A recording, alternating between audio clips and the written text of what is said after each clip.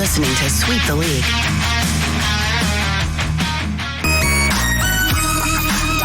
Hey, this is George Iceman Gervin, and you're listening to Sweep the League Radio.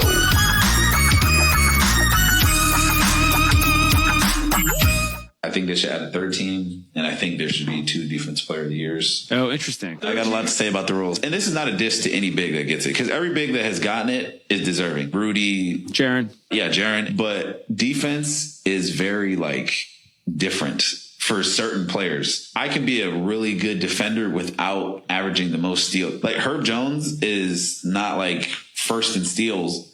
But if you ask everybody around the NBA who one of the best defenders in the league is, he's going to be in the top 5 conversation. So it's I think if you have a big and a guard defensive. So you want to but they have to be, you can't have 2 bigs get it. Yeah. It would be you couldn't do they do 2 different things. It's just a big every year. And I feel like it's just based on blocks. A guard's never had to protect the paint. Yeah. Bigs never had to chase a pin down.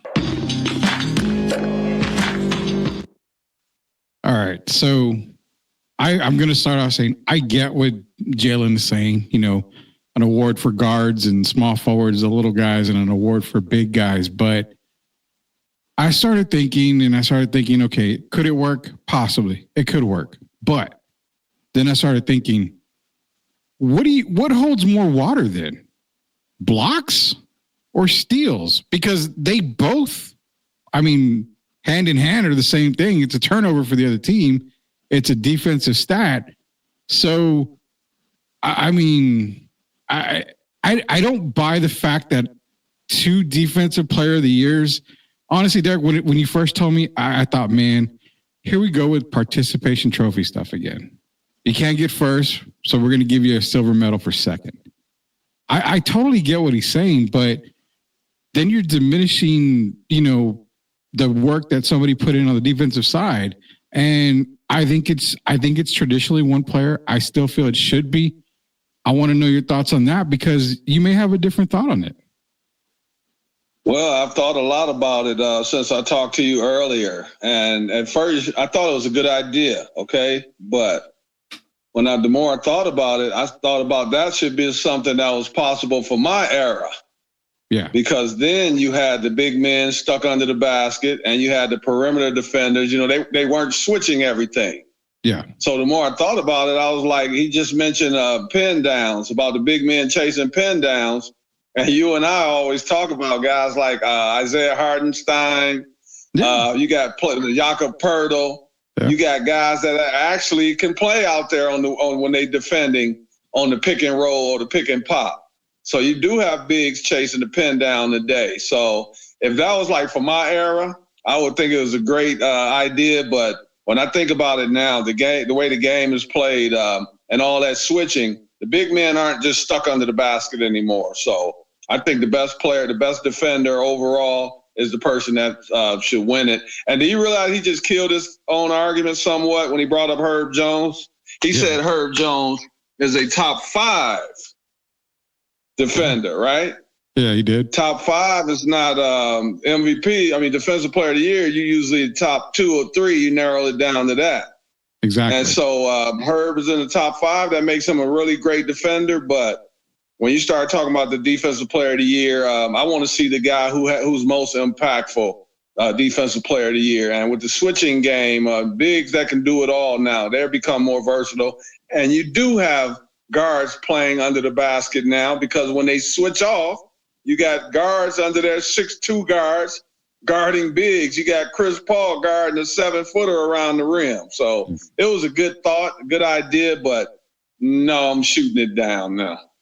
Yeah, and that's what I'm saying. I understand it, and you make perfect sense when you say back in your day it would be perfect. It would be definitely perfect. But right now, no, man. It's one defensive player. And the game is transitioned. Now he's talking about bigs guarding the perimeter. San Antonio has a big that can guard on the perimeter. It shows. Well, that's another one. I ain't even named. Okay. So, again, to me, you don't want to water down the Defensive Player of the Year award by adding a second one and saying, well, here's one for guards and here's one for centers. It's okay, well, go to the guard spot. Jalen Williams. Is he defensive player of the material just in guards right now? I think maybe his feelings is hurt because he doesn't think it's fair, because if you really look at it, he's got two guys, and Shea is a really good defender, but he's got two bigs on his team alone that are guys that could be in the defensive player voting. And Chet is not even back yet, so we can't forget Big Chet Holmgren. So that's another guy that could chase pin downs. So they just got to give it to the best guy. I like that he brought that up. It was a good idea, but no, we're not doing the participation trophies. One defensive player of the year, one MVP, and that's how it should be. Yeah, definitely. I think he's just going to stay one. Jacob Erickson in the chat says, let's do it. What's up, Rudy and Derek? Derek, I will never sell you a card you signed for me. Now, I'm going to get into that here in a second because we got to get a shout out to something like that. But no, Jacob Erickson. More right here. Oh, look at that. He's got more. I got mine. It's in the closet right here. I got my Derek Rivers. It's probably not this one. I have that one. Oh, you have this one? I have the Skybox. Okay. Out of the two rookie cards, Hoop and Skybox, the Skybox is my favorite. That has you going up with like the finger roll, similar to. One I'm shooting the free throw on another. There's one where the rare that I'm shooting a jump shot, and then there's the one where I'm driving on Bernard King. So I got four of them. Yeah, that was the upper deck. The upper deck is where you were driving on Bernard King. Skybox is a layup. The hoops was the free throw. And I don't remember. And then I've got one you probably haven't even seen. I'm shooting a jump shot. No, I don't think I've seen that one. I'm gonna have to. Yeah, most people haven't. So. I'm gonna have to hit up eBay. Was it an international release only? No. Oh, they just don't. They rarely show it because I guess people think I couldn't shoot outside because of my funny jump shot, my form. But man, I've seen it. Some people have had that one. So but it's good that I've been blessed to have four different cards, and just for me to have one alone is, that's like being in heaven, my man. Well, man, you know what? You've got it. I'm going to look for that jump shot one. I got to look for it. And I've never seen it. So I'm going to try to look for it. I want to try to get that one. I've got the other three. The only one I don't have is the upper deck. I had it before. I don't know where it is. I'm going to have to look for that one, but it's funny. We're talking about this off subject here. Victor Wembanyama. Now, he did that whole jersey swap with a kid. And then a couple days later, that same jersey is on Golden Auctions, starting bid at $10,000. And I actually tweeted out or X'd out or whatever the kids call it today. And I said, I'm very happy that Victor signs for the kids and he signs jerseys. He gives away his jerseys. I'm so blessed to have a player like him here because it gets the fans excited. Love it. But when you're a kid and you're probably 3 years old, 4 years old, and you're doing a jersey swap with Victor Wembanyama, that is 100% on the dad. And it pissed me off because the only reason to do that was to make a quick buck. And as a player, and Victor saw it, and he kind of put an emoji of like a crying emoji on there. So he did see it. But as a player, man, you're doing everything for fans. You're giving them a great fan experience. It has to get tiring if they're going to make money off of you because there's a sincere part. You're there with the fans. You're interacting. You're signing autographs. You're doing this. You're doing that. And then you go right around and say, what the hell? Now you're selling it for 10, 20,000? I mean, that's kind of the reason why I believe Tim Duncan hardly ever signed anything because he knew it was just going to get sold right away. Well, it's sad, man. You're the way you're basically using your child, and I don't like that. It's manipulation. You having a child get the kids. We see the kids, and our heart melts. And that kid wasn't much taller than Victor's jersey. And so you have him doing this kind of things, man. You're doing them out of the kindness of your heart. And then you look around, someone's trying to profit off of your kindness. And it makes you reluctant to do it for other fans. And, fans can be cruel. They get upset. They do things to upset athletes And then they get mad when the athletes don't respond or, want to sign autographs or want to give their time. Yeah. And it's because of people like this. That young man's dad should be ashamed of himself. Yeah. I'm not going to say, I don't know if it's the dad, the uncle, but whoever, it's someone in the family that did that, man. And it's a shame because it ruins it for other fans around the country. It makes other players reluctant to do it. So all the Spurs now know that his jersey is basically being auctioned off so someone can make a profit off of it.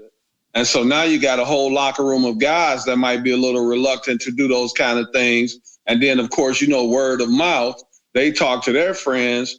And then all of a sudden you got an issue now, the fans complaining that the players aren't being hand-on. The players are acting like jerks. The players, we pay their salaries. You know the story. You've heard all that before.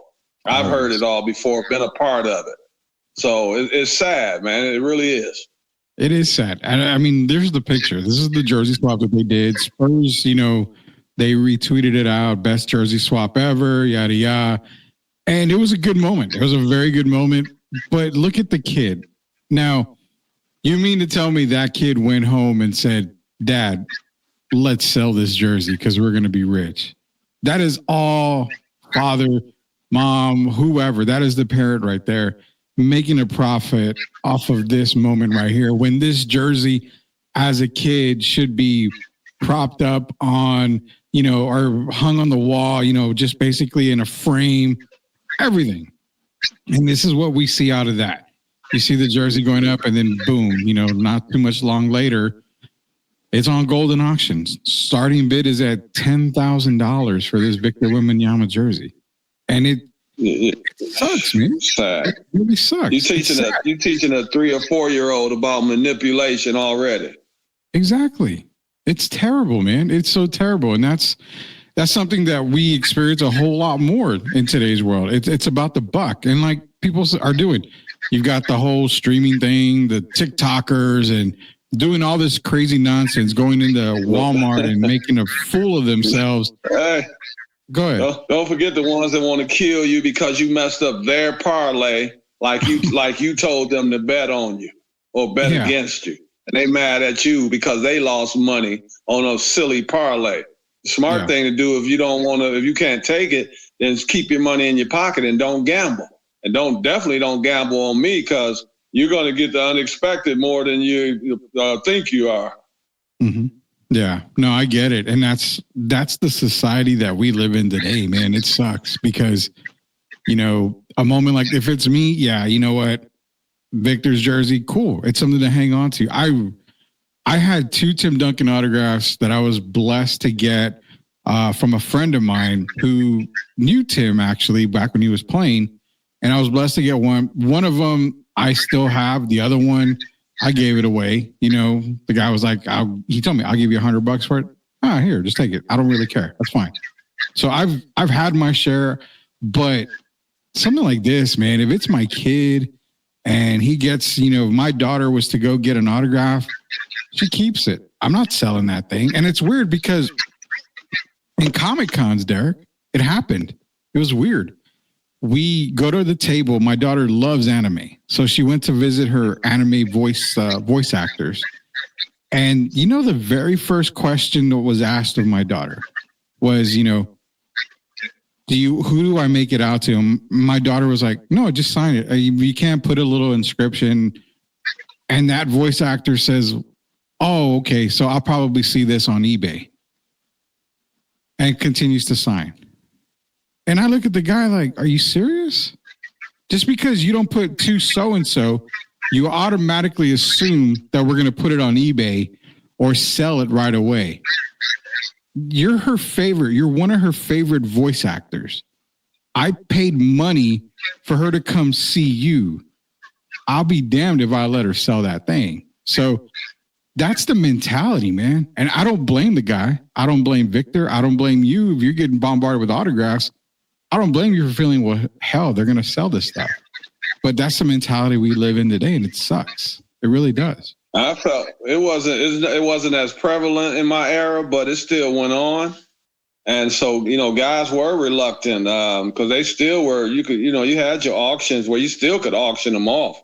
You just now you have more outlets where you could do these kind of things. But it just goes back to, everybody's not the best person, man, when it comes to doing the right thing. And the saddest part of it is you teaching this young person about manipulation at such a young age. He wants that jersey for himself. And even if you were to sell it, which I would never agree with, but think about this to show you how silly it is. The young man looked like he's about 3 or 4 years old, 4 years old, maybe 5. Think about one time he goes to college at 17, 18 years old, how much that jersey would be worth then. Oh, yeah. Oh, definitely. Definitely. I mean, it just goes up from there. And like the picture showing, the kid is 4 years old, maybe 5 at that, maybe the oldest is 5, maybe. There's no way that, you're going to get a jersey swap, which is a cool moment in itself. And then boom, it's up for auction, a couple of days later. To me, that's just ridiculous. That's just bad right there. Well, it's really messing it up for the other people. So, some people don't have a heart. So yeah. No, I get it. Talking to Hall of Famer Derek Gervin, Rudy Campos Jr. Be sure to go to YouTube, search Street League TV, hit that subscribe button so you get all the content. STL Music dropped Face of the Sun. We've got a clip of one of the songs we'll play during our first commercial break here, just a little bit. But, as far as NBA goes, man, Jalen Williams, 2-time, Defensive Player of the Year. He wants 2 awards. To sum it up, you know what? I think we both agree it's just got to go to one award only. One person needs to win it. The big man's probably going to get more looks, blocks and everything. But, there are guards out there. Sidney Moncrief, Michael Jordan. I mean, just to name a few. Those are the guys. Kawhi Leonard, Alvin Robertson. I mean, guards can get it. And I don't know. I think it's just kind of one of those things where you just got to kind of keep it tradition, man. But here goes the funniest part, though, Rudy. Yeah. Why is Jalen Williams even focused on that? It's not like he's going to win Defensive Player of the Year. That's what I said earlier to you. Like, where does he rank on the Defensive Player of the Year? Why is that even an issue? I mean, man, you better be focusing on trying to win that chip, that championship. You're 33-6 or whatever it is, 34-6. That should be his focus. These guys, man, the focus in the wrong places, man. We got the cigars. We got them hoisting players up on their shoulders. Participation trophies. It's gotten even more out of control in the last 5 years, man. You remember, what's his name? James Harrison? Yeah. Yes, James Harrison. Remember he started talking several years about the participation trophies? Yeah. And now here we are 6-7 years ago. It's gotten even worse, man. It's gotten even more out of control. Yeah, it's gotten horribly out of control, man. We're going to jump into some Micah Parsons talk, Derek. We're going to talk about this. Then we'll take our first commercial break. This is Sweep the League, talking obviously with Derek Gervin, Hall of Famer, UTSA, Rudy Campos Jr. Let's get into some Micah Parsons talk.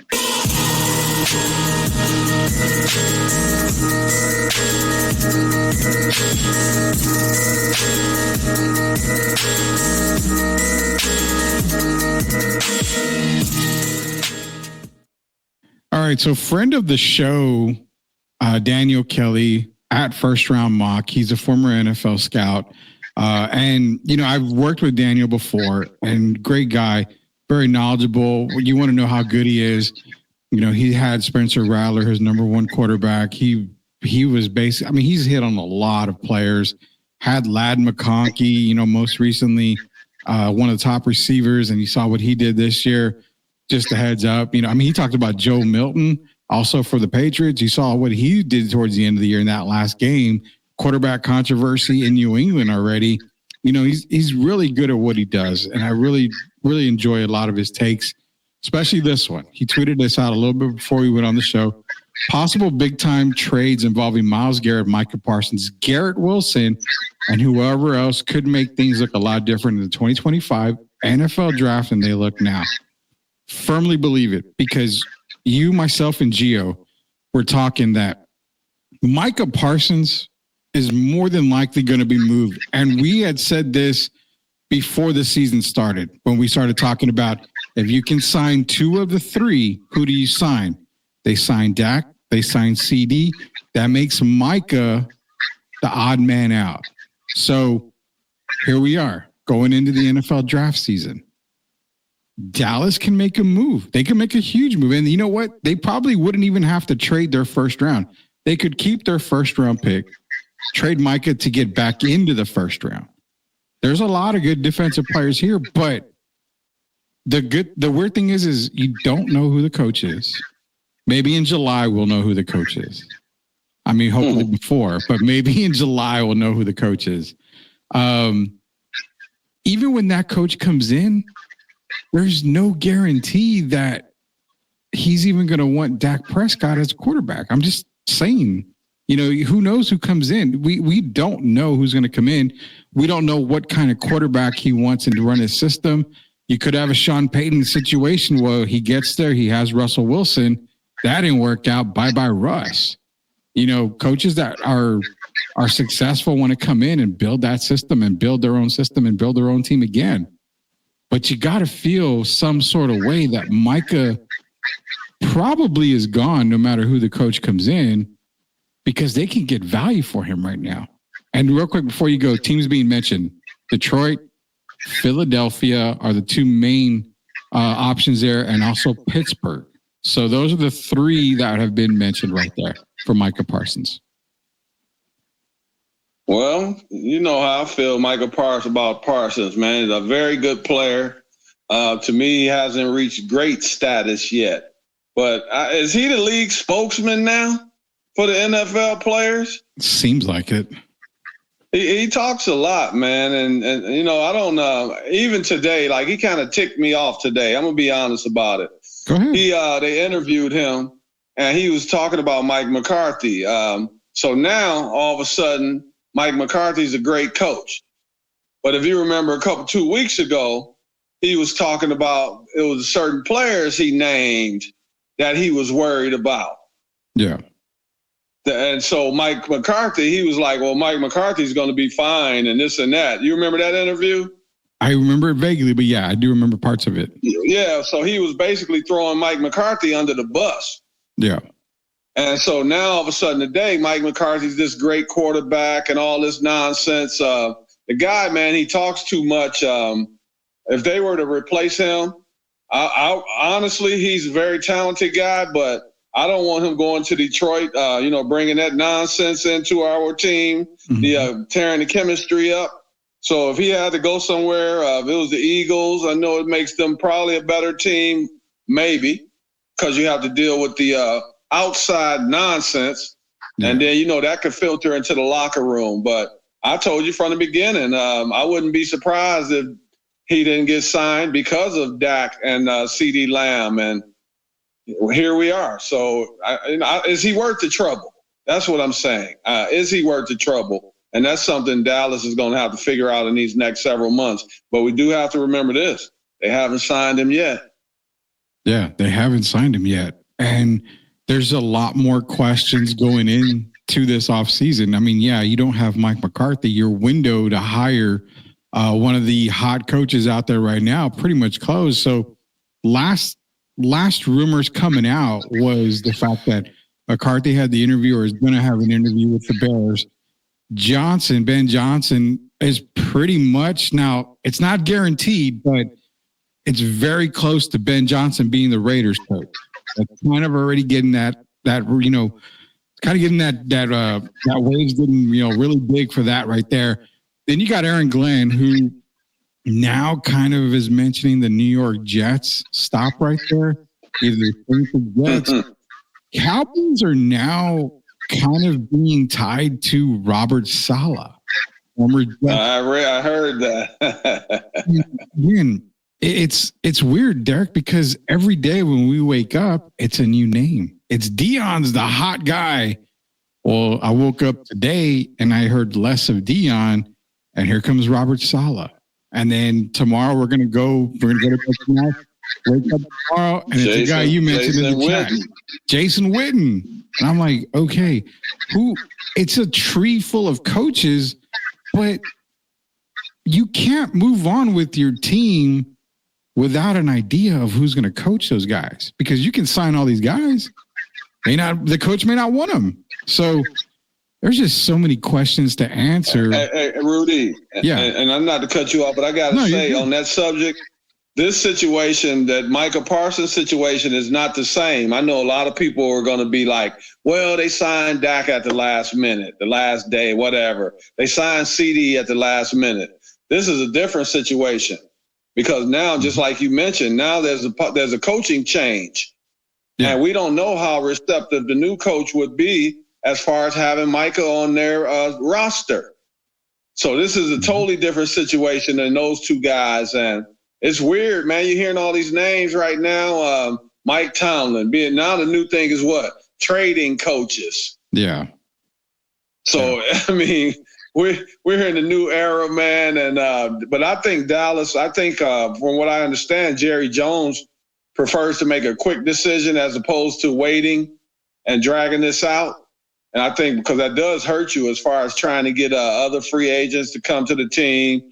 No one's going to really want to commit until they know who the coach is going to be. So I don't think this is a drag out, but I'm trying to figure why he jumped the gun, man, and didn't wait on Bill Belichick and, not give McCarthy another chance. But it sounded, I don't know if you heard about the Mike McCarthy situation. Why it sound like they parted ways? Over money, if I'm not mistaken, that the deal wasn't right? He wanted to bring Witten on board as like the next guy. Okay. Yeah. So McCarthy didn't want to do that. So they were talking about, giving him a new deal, but that included bringing Jason Witten aboard, and he wasn't for that. It's been the latest talk. So that's why he just went and they basically parted ways, and McCarthy doesn't feel like he was fired. He wanted to interview for one of those other jobs, one of those other 4 or 5 jobs. So it's really, they just kind of came to a mutual agreement to, go their separate ways. Yeah. And that's kind of the tough thing because let's be real. Let's call a spade a spade. Bill Belichick coaching the Cowboys is still not out of the woodworks. It's still very possible. And you and I joked earlier about July. Well, Bill has a buyout right now of $10 million, but if they wait till July, when training camp opens, which is mid-July roughly, that's when they get $1 million buyout. But Jerry can't wait that long to make this decision because you've got the draft. You've got questions at, Micah Parsons.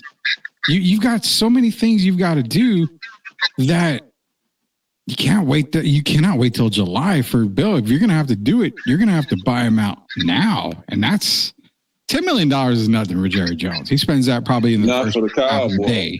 So that's the thing is this coaching search it's so bad right now. It's bad. And it's going to get worse as every day continues to pass. Rudy. Yeah. Would Belichick prove a Bob? Would he pull a Bobby Petrino move? Oh man, that's a good question. I think Bill has standards. I really do. I think if he's committed, he's committed. Here's the part that I think of. If Tom Brady came to you and said, basically, we'll pay the $10 million buyout for you to coach the Raiders, and Bill turned him down, I think that shows commitment, or it shows there's only one job I want. And it's probably the one with the star on it. So I would say that if Jerry came knocking and with the big check, I think he would pull a Bobby Petrino type of move.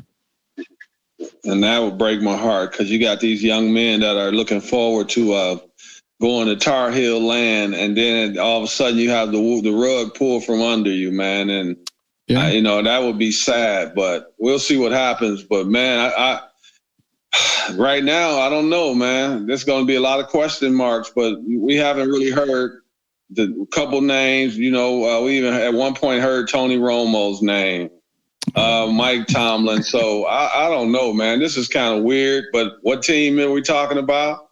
The Dallas the Dallas Cowboys. So as you know, anything goes. One thing, they're very interesting. They're television, and that's what Jerry loves the most. Yeah, it is. And to be honest, Derek, I'm looking at the commits for the I'm trying to look for the Tar Heel commitments here. I don't think they have very many, 5-star, if any 5-stars committed to North Carolina. They've got a couple of 4-stars, and I mean, that's really it. So let's be real. Bill, doesn't have a whole lot coming in when it comes to players. I mean, yeah, he hasn't really hit the recruiting trail because he just got there basically, but there's not in the famous words of the Three Amigos and, there's not a plethora of transfer guys heading into North Carolina. They don't have a whole lot of recruits going into North Carolina. So would it really be tough for him to walk away from that? But remember now, it wasn't a lot of people decommitting with Colorado either. Now you've got guys that have backed out of their deals so they could go play for Colorado. So if Deion could get that, once Bill gets out on the recruiting trail and actually gets to put his imprint on the school, you're going to have some parents are going to be talking to their kids about going there. When you got a coach that played, what did he play in 8 Super Bowls? Won 6 of them, 8 or 9 Super Bowls, 9. And then you got a guy like that out on the market. At some point, you'll have someone that'll switch over from the schools they originally committed to and want to take a chance for North Carolina because, as you know, that's a school that has a lot of visibility. Yeah. And take away Belichick, it's a lot of visibility at North Carolina Tar Heel. And then you add him to the equation. It's something these guys have months until they have to make their decisions. I think he would get I think he would get some 5-star players. Would it shock you if Bill goes to Dallas in the next couple of weeks? No, because they're going to open the vault for him. Just like I told you, the only way I saw Deion going is if he was by far the highest paid coach in the league. Because right now, I would think, I'm not sure, but I would say right now that Harbaugh is probably at the top of the list. Wouldn't you think? Jim. Yeah. Golly, it's funny because you say that because I remember we said the exact same thing in preseason that if the Ravens can't win the Super Bowl, they have to look at Harbaugh. And it's not a disrespectful thing. It's like you probably can only bring us so far with MVP. No, I'm talking about Jim Harbaugh. I'm talking about Jim Harbaugh. No, that's what I'm saying. Because of the Ravens. Not John. No, that's John. Oh, okay. I'm sorry. So you're talking about Jim Harbaugh. Jim from the Chargers. Oh, the champion Michigan Wolverines. Jim. Yeah. So I would think that he's probably the highest paid coach in the league now. Yeah, I would say so. Yeah. So Belichick comes, he has to one up Jim Harbaugh. And he's worth it. Yeah, well, he wants the money, man. Come on. I've said it many times, not trying to be funny, but he's trying to up his standard of living now. You've never seen Bill smile this much. He's dating a 24-year-old, and he's trying to break the bank, man. Let's be honest about it. So if they gave him an offer he couldn't refuse, I could see him telling the young people and telling North Carolina, I'm sorry, I wanted to be there, but, he got an offer he couldn't refuse. And I could understand that. And I'm sure the young people would as well. I wonder if the girlfriend comes along to Dallas if that happens with Bill Belichick. There is no question about it. They got a new house and all that. Bill's living it up, living the life. Oh, God, Bill Belichick, man. Coach of the Cowboys, the possibilities are there. And, the Micah Parsons deal, when you look at it, I'm just going to say I really feel like I felt in the beginning of the season, he's going to be the odd man out. I think he still gets traded. I really feel that Dallas may trade him on draft night. I really do. I think they may come back into the first round. you've got players like, Abdul Carter. You got the kid with Pierce out of Tennessee, Salton out of A&M. You got a lot of defensive players there that can really make a difference right now for a Dallas Cowboy team on the defense side of the ball. And you're not going to pay him a whole lot more, like a whole lot. You're going to pay Micah out the yin-yang.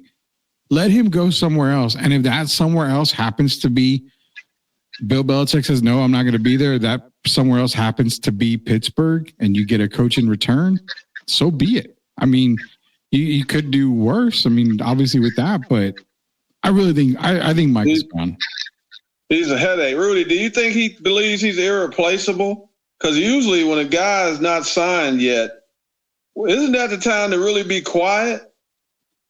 Yeah, you don't want to say anything to hurt your standards there to get for your value. And and plus they're telling you that they're not all in. They're not bought all in on you if they haven't signed you yet. Yeah. He might be looking at it like they going to give him $70 million, like they going to usurp what they gave Dak. But that's not what's going to happen. So he shouldn't even be talking. He really should be quiet and just try to let this all play out. And I hope he realizes that anyone could be traded. We learned that if Tom Brady can be gone, anyone could be gone. And I hope these young guys start to understand that, man. Tom Brady didn't end up as a Patriot. I mean, come on. It's a business. At the end of the day, sports is a business. And that's the way it has to be treated. It's treated like a business, man. You know, if you are a loudmouth at work and you're disrespectful, guess what? You're replaceable. I don't care who you are. They'll replace you. You know, that's the sad thing in the everyday life. You can't be replaced at the workplace. And you got to move on. Same thing in the sports world. It's got to be treated like a business. And speaking of business, we're going to go to our first commercial break and our only commercial break of the night. When we get back, we're going to talk the business side of NIL, because after listening to what I heard, Derek, I think the death of traditional college sports is upon us. And it's funny because the former owner of the Milwaukee Bucks came out and said something that I don't like as far as NIL goes. What did he say? We'll find out when we get back here on Sweep the League. It's Hall of Famer Derek Irvin, Rudy Campos Jr. When we get back, it's NIL and Death Talk on Sweep the League TV. We'll be back, guys. Are you looking for a contracting company that gets the job done right the first time? Look no further than MCS General Contracting. MCS specializes in top quality concrete work, including patios, driveways, foundations, and swimming pools. The team of experts are dedicated to delivering exceptional results and unparalleled customer satisfaction. At MCS General Contracting, they're not just hardworking, they're local. Based in San Antonio, they are committed to building relationships and trust within the community. That's why MCS guarantees your satisfaction. They pride themselves on getting the job done right the first time, every time. So why wait? Contract MCS General Contracting today to schedule your project and experience the difference for yourself. MCS General Contracting. Building a better San Antonio, one project at a time. Proud sponsors of Sweep the League.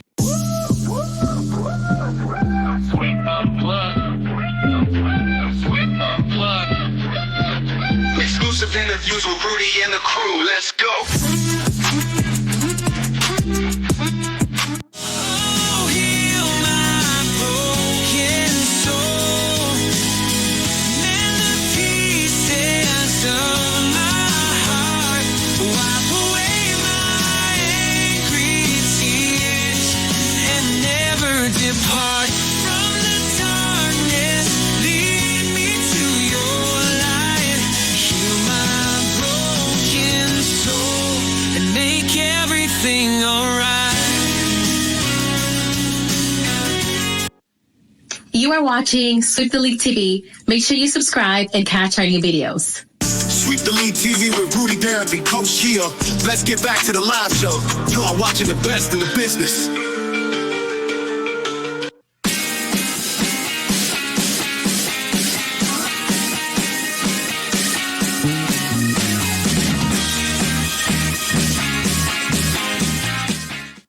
All right, welcome back to Sweep the League TV. Shout out to MCS General Contracting, greatest contractors out there. Contact Leha and the boys.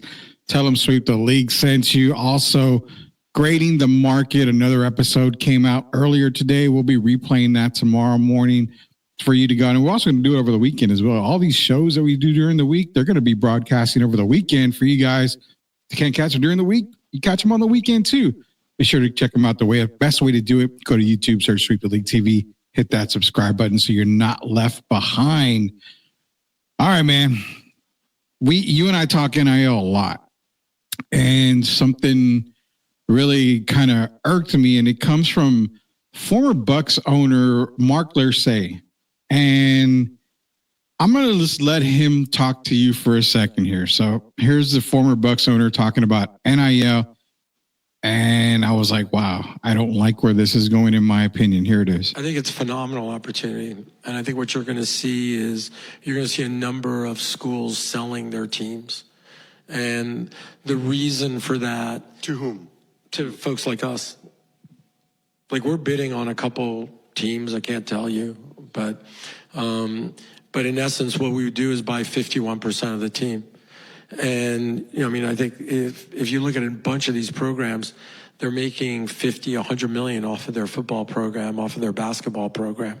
So it's a way for universities, by the way, because under federal law, they've got to offer scholarships in all these different sports. So they've got to update their facilities. So one of the things they want to do is sort of say, okay, great, my football program makes 100 million. We'll sell 50%, that's 50 million. Do a 10 multiple on that, 15 multiple, that's 500, 750 million. That'll come for them to sort of fix different things at the university.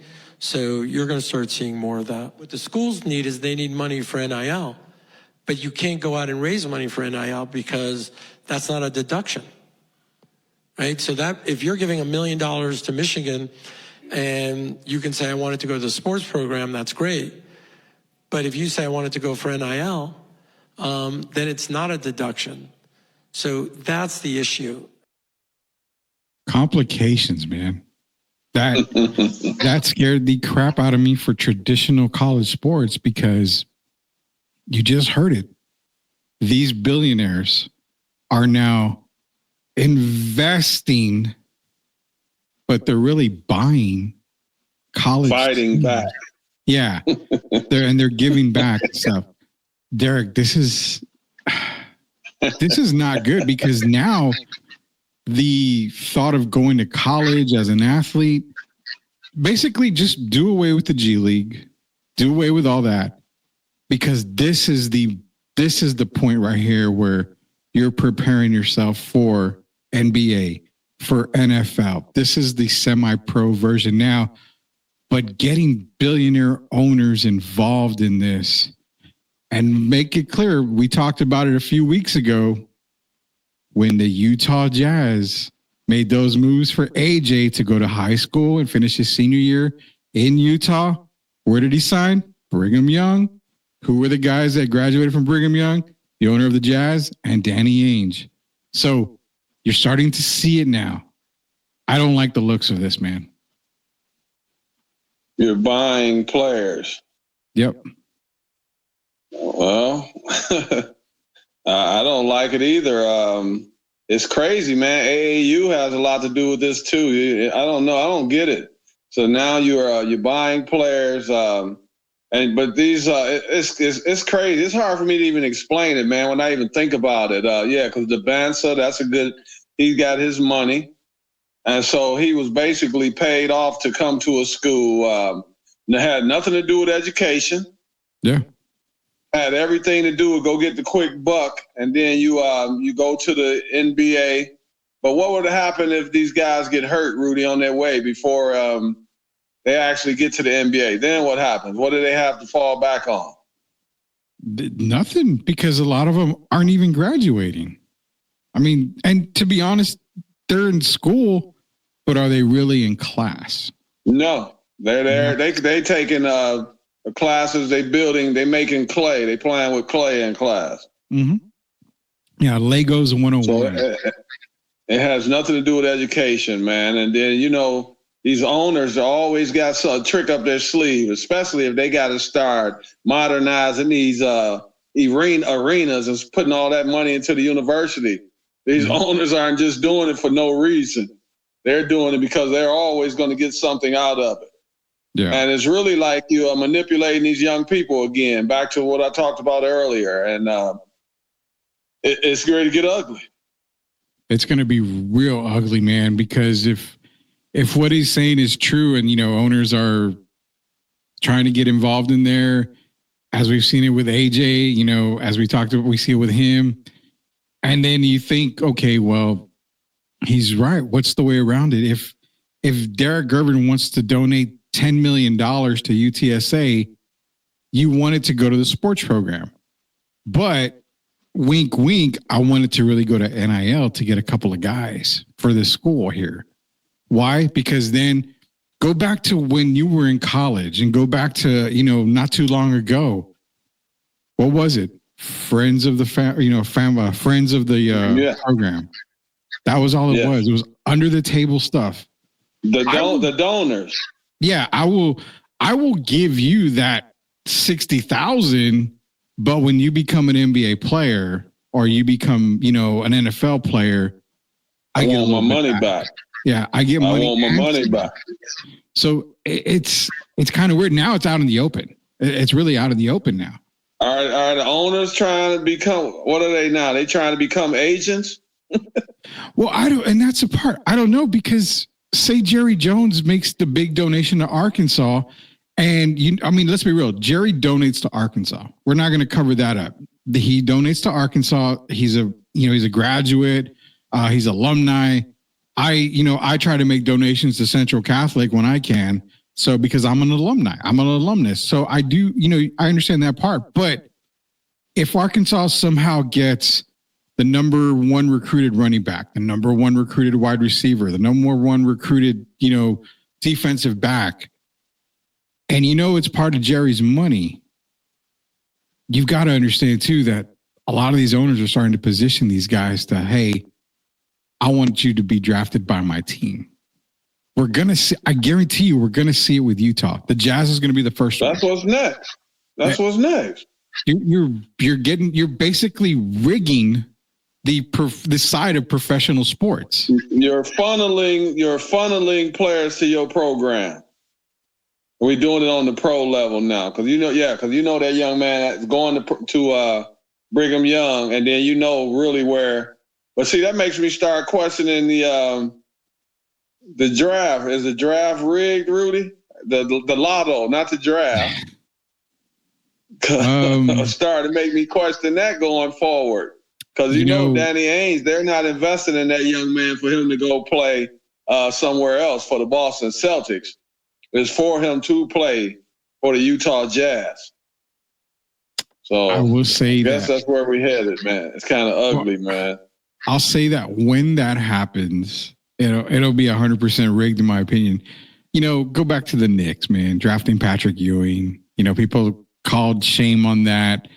People call shamed when Cleveland just so happened to win the lottery the year LeBron came out, who's from Akron. David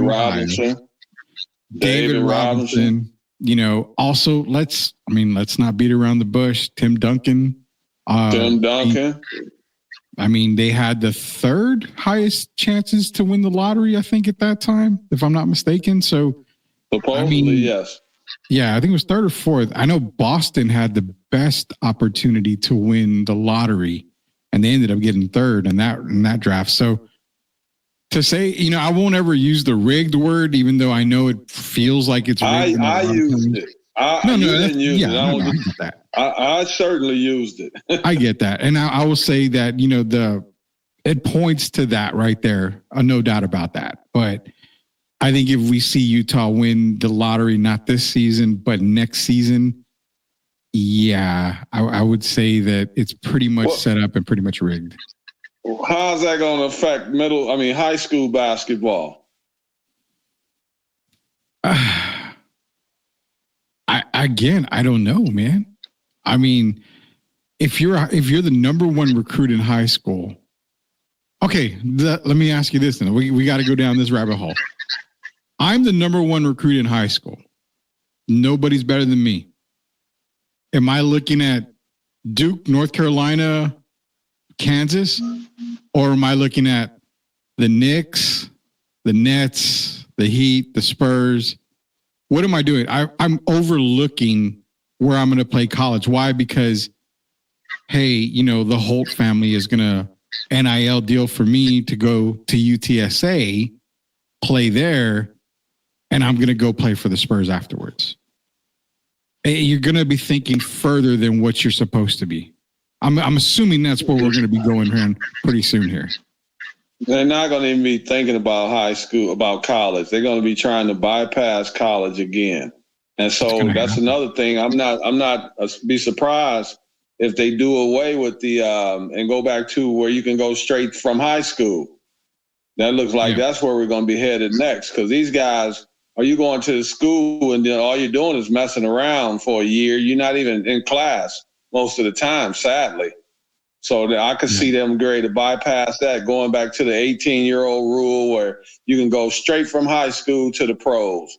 These guys are not going to be focused on books, man, when you already know you got a multi-million deal, dollar deal, financial security headed your way, and you expect these young guys to stay focused, or young ladies, and focus on college.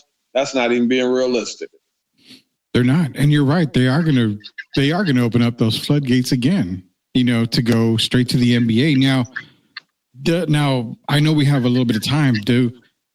If they go from high school to NBA, do they get rid of the rule now of if you're not drafted, you can go into college?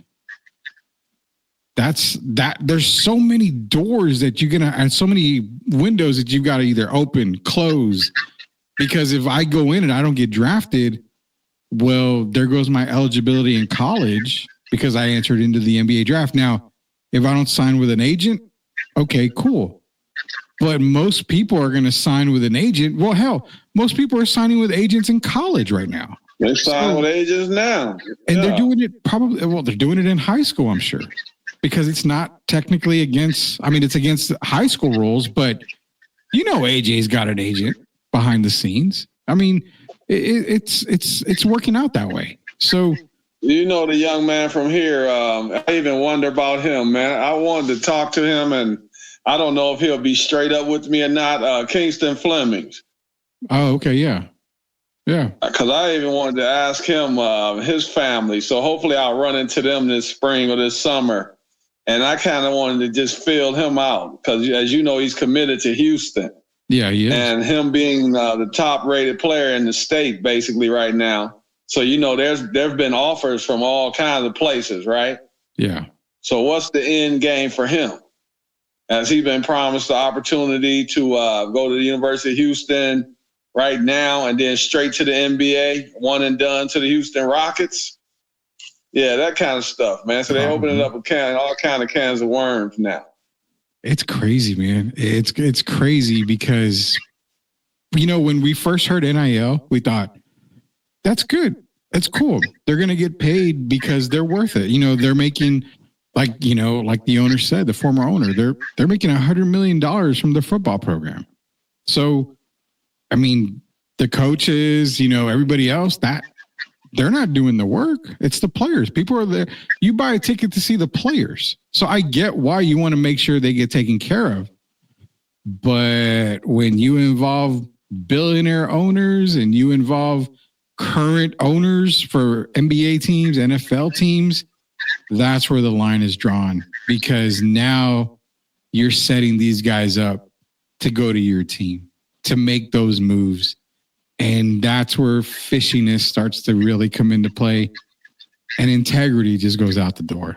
That's what you're buying players, and they're getting stuck into deals that they won't be able to back out of without being heavily penalized.